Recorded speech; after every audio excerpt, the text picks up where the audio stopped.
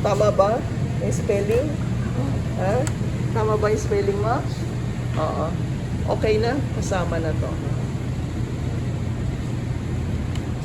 Kasi one time nabigyan ako ng mali ang code dyan, mali pa yung box. Sabi ko ma? Oo.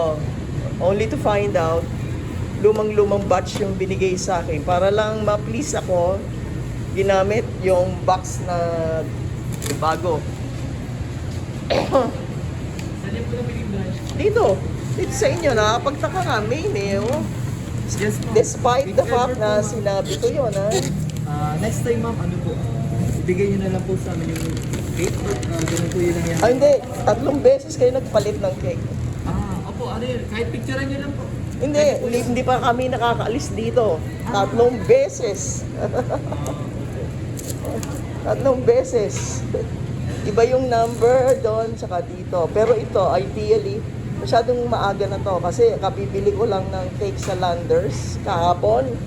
Ang expiration niya, January 14. January po. Yung Kaya- po mga premium cake ma'am, may mas matatagal po man buhay na cake ma'am. Ito, Lalo na yung premium cake po, basahin po sila ng mga date. mga ilang panahon. Mga ilang